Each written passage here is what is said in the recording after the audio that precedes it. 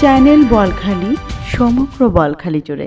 বলখালীতে 11টি মসজিদের 55 জন ইমাম ও মুয়াজ্জিনকে ঈদ উপহার দিয়েছে আমুচিয়া মানবিক ঐক্য ফাউন্ডেশন।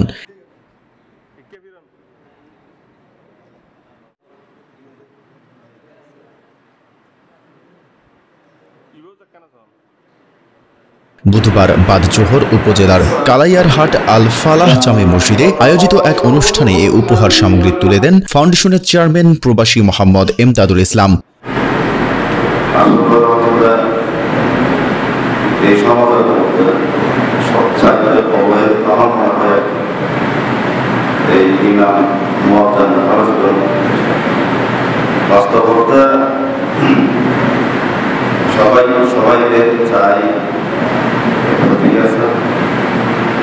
এ সময় উপস্থিত ছিলেন চট্টগ্রাম প্রেস ক্লাবের সদস্য সাংবাদিক মঞ্জুর মোর্শেদ, মাওলানা নুরুল ইসলাম রহিমি, আবুল বশর, সাংবাদিক এম.এ. মন্নান, কাজী শাহী ইমরান কাদেরী, মাওলানা আব্দুল জলিল, কারি মাওলানা জামাল হোসেন, মাওলানা তাজুল ইসলাম ও হাফেজ মাওলানা নাসিরউদ্দিন।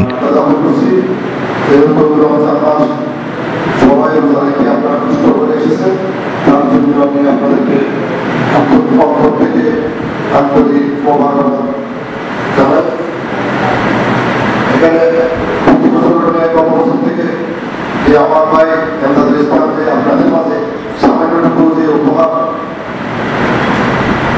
নিয়ে হাজির করছেন, ওই বছর পড়িয়ে থাকতো না, ওনার পক্ষে আমাদের এই পরিচালনা কমিটি আমরা এই উদ্যোক্তাকে ধন্যবাদ জানাচ্ছি।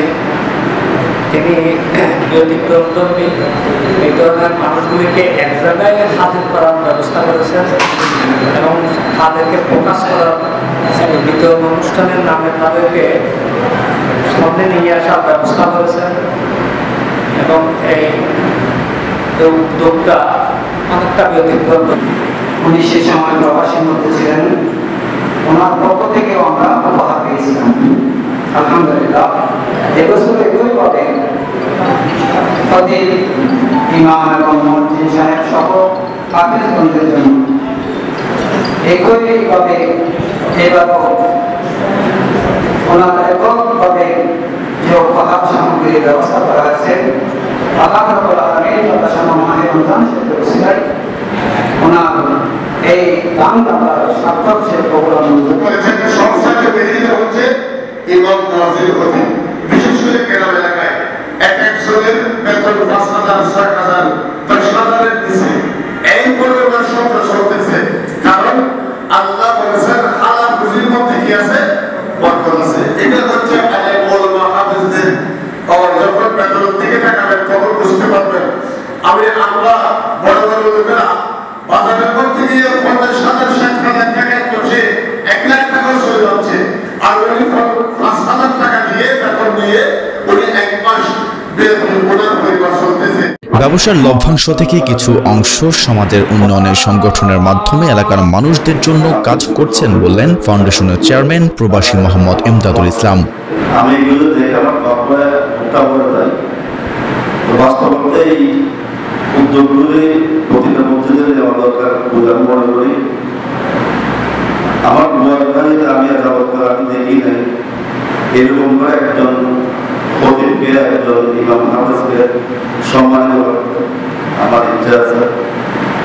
আমরা দোয়া করবেন আমাদের পাশে থেকে সবাইকে সম্মানের সাথে আন্তরিকতার সাথে সম্মান করার জন্য।